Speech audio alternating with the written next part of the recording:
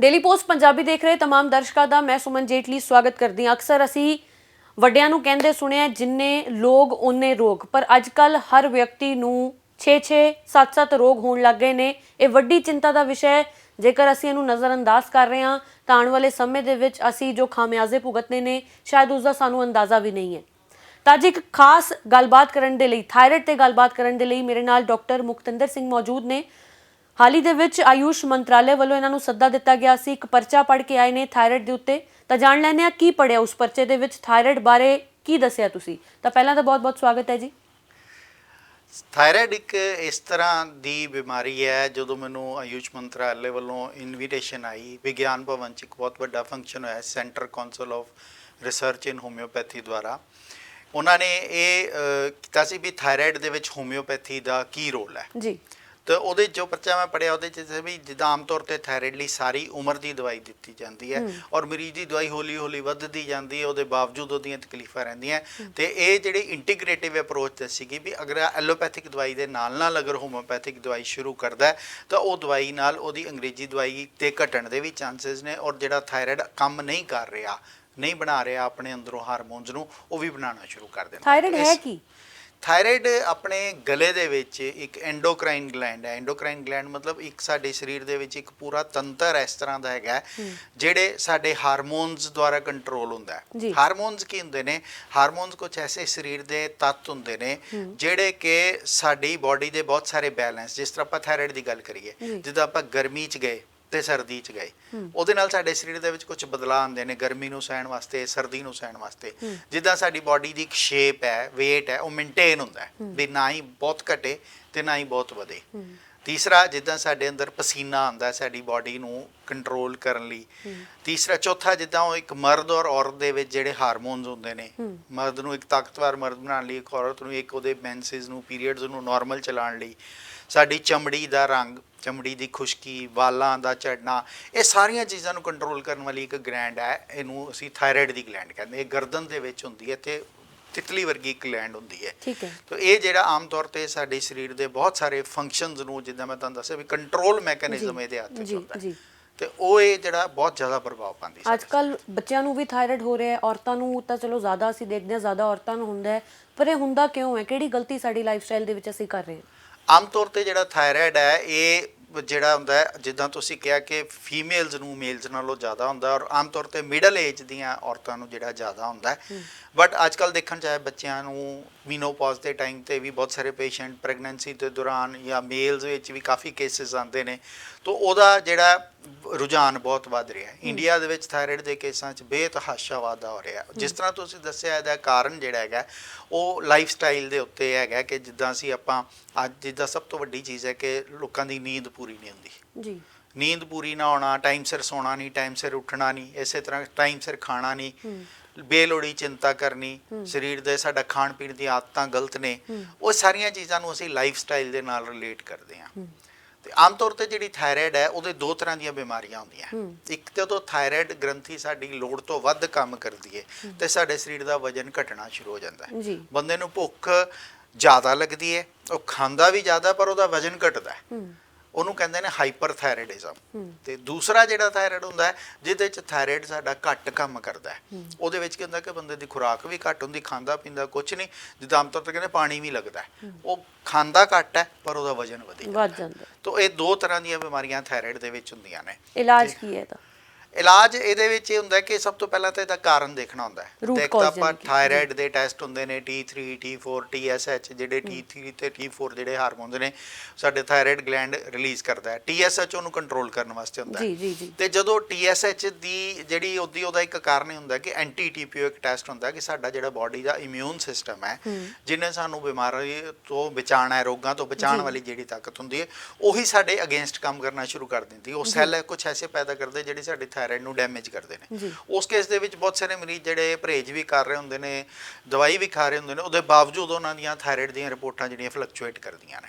ਸੋ ਉਹ ਜਿਹੜੀ ਇੱਕ ਆਟੋ ਇਮਿਊਨ ਡਿਸਆਰਡਰ ਹੈ ਉਹਦਾ ਇਲਾਜ ਕਰਨਾ ਬਹੁਤ ਜ਼ਿਆਦਾ ਨਾਲ ਜ਼ਰੂਰੀ ਹੁੰਦਾ ਹੈ। ਉਹਦੇ ਵਿੱਚ ਜਿਸ ਤਰ੍ਹਾਂ ਮੈਂ ਇੱਕ ਹੋਮਿਓਪੈਥਿਕ ਡਾਕਟਰ ਹਾਂ ਤੇ ਅਸੀਂ ਹੋਮਿਓਪੈਥੀ 'ਚ ਮਰੀਜ਼ ਦੀ ਜਦੋਂ ਪੂਰੀ ਹਿਸਟਰੀ ਲੈਂਦੇ ਹਾਂ, ਉਹਦੀ ਸਾਰੀ ਗੱਲ ਨੂੰ ਅੰਡਰਸਟੈਂਡ ਕਰਦੇ ਹਾਂ, ਉਹਨੂੰ ਪ੍ਰੋਪਰ ਇਹ ਦੱਸਦੇ ਹਾਂ ਵੀ ਤੁਹਾਡੀ ਲਾਈਫ ਸਟਾਈਲ 'ਚ ਇਹ ਚੀਜ਼ ਦੀ ਕਮੀ ਹੈ, ਔਰ ਉਹਦਾ ਨਾਲ ਹਿਸਟਰੀ ਲੈਣ ਤੋਂ ਬਾਅਦ ਅਸੀਂ ਇਲਾਜ ਕਰਦੇ ਹਾਂ। ਤੇ ਜਿਸ ਤਰ੍ਹਾਂ ਮੈਂ ਆਪਣੇ ਰਿਸਰਚ ਪੇਪਰ 'ਚ ਪੜ੍ਹਿਆ ਕਿ ਸਾਡੇ ਹੋਮਿਓਪੈਥਿਕ ਇਲਾਜ ਦੇ ਨਾਲ ਬਨਿਸਬਤ ਕੰਪੈਰੀਟਿਵਲੀ ਜਿਹੜੇ ਇਕੱਲੇ ਐਲੋਪੈਥੀ ਖਾ ਰਹੇ ਨੇ ਤੇ ਇੱਕ ਮਰੀਜ਼ ਜਿਹੜੇ ਹੋਮਿਓਪੈਥੀ ਔਰ ਐਲੋਪੈਥੀ ਦੋਨੋਂ ਖਾ ਰਹੇ ਨੇ, ਉਹਨਾਂ ਦੇ ਵਿੱਚ ਰਿਜ਼ਲਟਸ ਦਾ ਬਹੁਤ ਜ਼ਿਆਦਾ ਫਰਕ ਹੈ। ਉਹਨਾਂ ਦੇ ਲਾਈਫ ਸਟਾਈਲ ਦੇ ਵਿੱਚ ਇੰਪਰੂਵਮੈਂਟ ਆਈ, ਉਹਨਾਂ ਦੇ ਥਾਇਰਾਇਡ ਲੈਵਲ 'ਚ ਇੰਪਰੂਵਮੈਂਟ ਆਈ। ਬਹੁਤ ਸਾਰੇ ਲੋਕ ਗੋਲੀ ਖਾ ਕੇ ਬਾਵਜੂਦ ਉਹਦੇ ਬਾਵਜੂਦ ਥੱਕੇ ਰਹਿੰਦੇ ਨੇ, ਉਹਨਾਂ ਦੇ ਵਾਲ ਝੜੀ ਜਾ ਰਹੇ ਨੇ, ਚਮੜੀ ਖੁਸ਼ਕ ਹੈ, ਨੇਲਸ ਟੁੱਟਦੇ ਨੇ, ਵਜਨ ਉਹਨਾਂ ਦਾ ਦਵਾਈ ਲੈਣ ਦੇ ਬਾਵਜੂਦ ਕੰਟਰੋਲ ਨਹੀਂ ਹੁੰਦਾ। ਉਹ ਸਾਰੀਆਂ ਚੀਜ਼ਾਂ ਜਿਹੜੀ ਸਿੰਪਟੋਮੈਟਿਕ ਰਿਲੀਫ ਜਿਹੜੀ ਹੋਮਿਓਪੈਥਿਕ ਦਵਾਈ ਨਾਲ ਬਹੁਤ ਵਧੀਆ ਮਿਲਦੀ ਹੈ। ਤਾਂ ਕੀ ਇਹ ਜੜੋਂ ਖਤਮ ਹੋ ਜਾਂਦੀ ਹੈ ਬਿਮਾਰੀ? ਜੜੋਂ ਖਤਮ ਕਰਨ ਦਾ ਮਤਲਬ ਕਿ ਜਿੱਦਾਂ ਹੁਣ ਥਾਇਰਾਇਡ ਕਿਸੇ ਨੂੰ ਅਗਰ ਹੈਗਾ ਤੇ ਉਹਦੀ ਜਿਹੜੀ ਗ੍ਰੰਥੀ ਥਾਇਰਾਇਡ ਗ੍ਰੰਥੀ ਹੈ ਉਹ ਪੂਰਾ ਹਾਰਮੋਨ ਪੈਦਾ ਨਹੀਂ ਕਰ ਰਹੀ, ਤਾਂ ਉਹਨੂੰ ਉਹ ਹਾਰਮੋਨ ਬਾਹਰੋਂ ਦਿੱਤਾ ਜਾਂਦਾ ਹੈ। ਤੇ ਹੋਮਿਓਪੈਥਿਕ ਦਵਾਈ ਦੇ ਨਾਲ ਕੀ ਹੁੰਦਾ ਕਿ ਉਹਦੀ ਆਪਣੀ ਥਾਇਰਾਇਡ ਥੋੜਾ ਹਾਰਮੋਨ ਪ੍ਰੋਡਿਊਸ ਕਰਨਾ ਸ਼ੁਰੂ ਕਰਦੀ ਹੈ। ਅਸੀਂ ਕੀ ਕਰਦੇ ਹਾਂ ਕਿ ਜਿਹੜੀ ਉਹ ਜਿੱਦਾਂ ਜਿੰਨੀ ਵੀ ਜੇ 100 mg ਦੀ 75 mg ਦੀ ਗੋਲੀ ਖਾ ਰਿਹਾ, ਉਹਦੇ ਨਾਲ ਅਸੀਂ ਹੋਮਿਓਪੈਥਿਕ ਦਵਾਈ ਸ਼ੁਰੂ ਕਰਦੇ ਹਾਂ। ਹੋਮਿਓਪੈਥਿਕ ਦਵਾਈ ਲੈਣ ਨਾਲ ਕੀ ਹੁੰਦਾ ਕਿ ਉਹਦੀ ਉਹ ਦੂਜੀ ਗੋਲੀ ਘਟਣੀ ਸ਼ੁਰੂ ਹੋ ਜਾਂਦੀ ਹੈ। ਉਹ ਦੂਜੀ ਗੋਲੀ ਘਟਣ ਦਾ ਮਤਲਬ ਇਹ ਕਿ ਉਹਦੀ ਆਪਣੀ ਥਾਇਰਾਇਡ ਨੇ ਕੰਮ ਕਰਨਾ ਸ਼ੁਰੂ ਕਰਤਾ। ਕਿਸੇ 'ਚ ਅਸੀਂ 100% ਗੋਲੀ ਬੰਦ ਕਰ ਸਕਦੇ ਹਾਂ, ਕਈਆਂ 'ਚ ਅੱਧੀ, ਜਿੱਦਾਂ ਜੇ 100 mg ਲੈ ਰਹੇ ਤਾਂ ਅਸੀਂ 50 mg ਤੱਕ ਲੈ ਜਾਂਦੇ ਹਾਂ, 25 mg ਤੱਕ ਲੈ ਜਾਂਦੇ ਹਾਂ, ਵੀ ਜਿੰਨੀ ਘੱਟ ਤੋਂ ਘੱਟ ਡੋਜ਼ ਤੱਕ ਉਹ ਲੰਬਾ ਸਮਾਂ ਲੈ ਵੀ ਤੇ ਉਹਦਾ ਕੋਈ ਸਾਈਡ ਇਫੈਕਟ ਨਾ ਹੋਵੇ। ਡਾਕਟਰ ਸਾਹਿਬ, ਲੋਕਾਂ ਦੀ ਜੋ ਮਾਨਸਿਕਤਾ ਉਹ ਇਹ ਹੈ ਕਿ ਹੋਮਿਓਪੈਥੀ ਸਲੋ ਪ੍ਰੋਸੈਸ ਹੈ, ਦੇਰੀ ਦੇ ਨਾਲ ਇਹਦਾ ਅਸਰ ਹੁੰਦਾ, ਚਾਹੇ ਇਨਸਾਨ ਠੀਕ ਵੀ ਹੋ ਜਾਏ ਸਮਾਂ ਬਹੁਤ ਲੱਗ ਜਾਂਦਾ ਹੈ। ਅਸੀਂ ਤਾਂ ਵੈਸੇ ਬੜੇ ਇੰਪੇਸ਼ੈਂਟ ਆ, ਸਾਨੂੰ ਜਲਦੀ ਰਿਜ਼ਲਟ ਚਾਹੀਦਾ ਹੈ। ਐਕਚੁਅਲੀ ਕੀ ਹੈ ਕਿ ਦੇਖੋ, ਦੋ ਤਰ੍ਹਾਂ ਦੀਆਂ ਬਿਮਾਰੀਆਂ ਹੁੰਦੀਆਂ। ਇੱਕ ਤਾਂ ਜਿਸ ਤਰ੍ਹਾਂ ਕਿਸੇ ਨੂੰ ਬੁਖਾਰ ਜ਼ੁਕਾਮ ਖਾਂਸੀ ਹੋਈ ਹੈ, ਉਹਦਾ ਤਾਂ ਅਸੀਂ 24 ਘੰਟੇ ਦੇ ਵਿੱਚ ਹੀ ਰਿਜ਼ਲਟ ਦਿੰਦੇ ਹਾਂ। ਪਰ ਹੁਣ ਥਾਇਰਾਇਡ ਦੀ ਜਿਸ ਤਰ੍ਹਾਂ ਆਪਾਂ ਗੱਲ ਕਰੀਏ ਕਿ ਜੇ ਉਹਨੂੰ ਕਿਸੇ ਨੂੰ ਥਾਇਰੋਕਸਿਨ ਦੀ ਗੋਲੀ ਲੱਗੀ, ਉਹਨੇ ਤਾਂ ਸਾਰੀ ਉਮਰ ਖਾਣੀ ਹੈ। ਹੁਣ ਸਾਰੀ ਉਮਰ ਦੇ ਇਲਾਜ ਨਾਲੋਂ ਅਗਰ ਹੋਮਿਓਪੈਥਿਕ ਇਲਾਜ 2 ਜਾਂ 3 ਸਾਲ ਦੇ ਵਿੱਚ ਠੀਕ ਕਰਦਾ ਕਿਸੇ ਨੂੰ, ਤਾਂ ਮੈਨੂੰ ਤਾਂ ਨਹੀਂ ਲੱਗਦਾ ਇਹ ਲੰਬਾ ਇਲਾਜ ਹੋਏਗਾ। ਕਿਉਂਕਿ ਇੱਕ ਤਾਂ ਆਪਾਂ ਲਾਈਫ ਲੌਂਗ ਥੈਰੇਪੀ ਦੀ ਗੱਲ ਕਰ ਰਹੇ ਕਿ ਸਾਰੀ ਉਮਰ, ਕਿ ਜਦੋਂ ਤੱਕ ਕਹਿੰਦੇ ਤੇਰੇ ਨਾਲ ਹੀ ਜਾਣੀ ਉਹਨੇ। ਪਰ ਉਹਦੇ ਥਾਂ ਤੇ ਅਗਰ 2 ਜਾਂ 3 ਸਾਲ 'ਚ ਅਸੀਂ ਉਹਨੂੰ ਅਗਰ ਜੜੋਂ ਠੀਕ ਕਰਦੇ ਹਾਂ ਤੇ ਲੰਬਾ ਤਾਂ ਨਹੀਂ ਹੋਇਆ। ਖਾਣ ਪੀਣ ਦਾ ਕਿਹੜਾ ਧਿਆਨ ਰੱਖਣਾ ਚਾਹੀਦਾ ਹੈ? ਖਾਣ ਪੀਣ 'ਚ ਆ ਜਿਹੜੀ ਇਹ ਰਿਸਰਚ ਹੋਈ ਹੈ ਵੀ ਜਿਸ ਤਰ੍ਹਾਂ ਜਿਹੜੀਆਂ ਚੀਜ਼ਾਂ ਨੇ, ਜਿੱਦਾਂ ਹੁਣ ਕਿਉਂਕਿ ਮੋਟਾਪਾ ਆਉਂਦਾ, ਹਾਈਪੋਥਾਇਰਾਇਡਿਜ਼ਮ, ਤੇ ਮੋਟਾਪੇ ਨੂੰ ਪੈਦਾ ਕਰਨ ਵਾਲੀਆਂ ਜਿਹੜੀਆਂ ਚੀਜ਼ਾਂ ਜਿੱਦਾਂ ਡਾਇਰੀ ਹੈ ਜਾਂ ਮਿੱਠਾ ਹੈ, ਕੋਲਡ ਡਰਿੰਕਸ ਨੇ ਜਾਂ 버ਗਰ ਹੈ, ਫਰਮੈਂਟਡ ਫੂਡ ਹੈ, ਐਸਿਡਿਕ ਫੂਡ ਹੈ, ਜਿਹੜੇ ਬੇਕਰੀ ਵਾਲੀਆਂ ਆਈਟਮਾਂ ਨੇ, ਇਹ ਸਾਰੀਆਂ ਵਜਨ ਨੂੰ ਵਧਾਉਂਦੀਆਂ। ਉਸ ਤੋਂ ਇਲਾਵਾ ਇੱਕ ਖੋਜ ਇਹ ਵੀ ਹੋਈ ਹੈ ਕਿ ਜਿੱਦਾਂ ਪੱਤਾ ਗੋਭੀ ਹੈ ਜਾਂ ਜਿਹੜੀ ਆਪਣੀ ਹੈਗੀ ਹੈ ਬਰੋਕਲੀ ਹੈ, ਇਸ ਬ੍ਰੈਸਿਕਾ ਫੈਮਿਲੀ ਦੀਆਂ ਜਿਹੜੀਆਂ ਸਬਜ਼ੀਆਂ ਅਗਰ ਕੱਚੀਆਂ ਖਾਧੀਆਂ ਜਾਣ ਤੇ ਇਹ ਵੀ ਸਾਡੇ ਥਾਇਰਾਇਡ ਨੂੰ ਇਫੈਕਟ ਕਰਦੀਆਂ ਨੇ। ਤੀਸਰੀ ਚੀਜ਼ ਜਿਹੜੀ ਜਿੱਦਾਂ ਆਇਓਡੀਨ, ਜਿੱਦਾਂ ਆਪਾਂ ਕਹਿੰਦੇ ਆਇਓਡੀਨ ਦਾ ਨਮਕ, ਜਿੱਦਾਂ ਹੁਣ ਹਿਮਾਚਲ ਦੇ ਇਲਾਕੇ 'ਚ ਗਾਇਟਰ ਦਾ ਰੋਗ ਬਹੁਤ ਜ਼ਿਆਦਾ ਹੁੰਦਾ ਕਿਉਂਕਿ ਉੱਥੇ ਆਇਓਡੀਨ ਦੀ ਕਮੀ ਹੁੰਦੀ ਹੈ। ਸੋ ਤਾਂ ਹੀ ਅੱਜ ਕੱਲ੍ਹ ਇੱਕ ਪ੍ਰਚਾਰ ਵੀ ਹੋਇਆ ਕਿ ਆਇਓਡਾਈਜ਼ਡ ਸਾਲਟ ਖਾਣਾ ਚਾਹੀਦਾ। ਤਾਂ ਆਇਓਡੀਨ ਦਾ ਜਿਹੜਾ ਨਮਕ ਹੈ ਉਹ ਥਾਇਰਾਇਡ ਵਾਸਤੇ ਅੱਛਾ ਹੈ।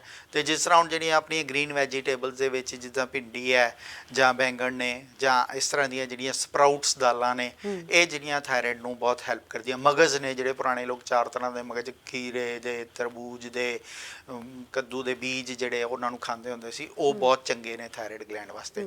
ਸੋ ਖਾਣ ਪੀਣ ਦਾ ਪਰਹੇਜ਼, ਮਤਲਬ ਜਿੱਦਾਂ ਜੇ ਕਿਸੇ ਨੂੰ ਹਾਈਪਰ ਹੈ, ਹਾਈਪਰ ਦੇ ਵਿੱਚ ਤਾਂ ਉਹਦਾ ਵਜਨ ਪਹਿਲਾਂ ਹੀ ਨਹੀਂ ਵੱਧ ਰਿਹਾ, ਪਰ ਹਾਈਪੋ ਦੇ ਵਿੱਚ ਸਭ ਤੋਂ ਵੱਡੀ ਪ੍ਰੋਬਲਮ ਇਹ ਹੁੰਦੀ ਹੈ ਕਿ ਬੰਦੇ ਦਾ ਵਜਨ ਕੰਟਰੋਲ ਕਰਨਾ ਬਹੁਤ ਜ਼ਿਆਦਾ ਜ਼ਰੂਰੀ। ਤੇ ਉਹ ਸਾਰੀਆਂ ਚੀਜ਼ਾਂ ਜਿਹੜੀਆਂ ਵਜਨ ਨੂੰ ਵਧਾਉਂਦੀਆਂ ਨੇ, ਉਹਨਾਂ ਦਾ ਪਰਹੇਜ਼ ਕਰਨਾ। ਡਾਕਟਰ ਸਾਹਿਬ, ਕਦੀ ਇੱਦਾਂ ਸੁਣਿਆ ਜਾਂ ਤੁਹਾਡੇ ਰਿਸਰਚ ਦੇ ਵਿੱਚ ਤੁਸੀਂ ਕੋਈ ਇੱਦਾਂ ਦਾ ਖੁਲਾਸਾ ਕੀਤਾ ਹੋਏ ਕਿ ਥਾਇਰਾਇਡ ਕਾਰਨ ਕਿਸੇ ਦੀ ਮੌਤ ਹੋਈ ਹੈ?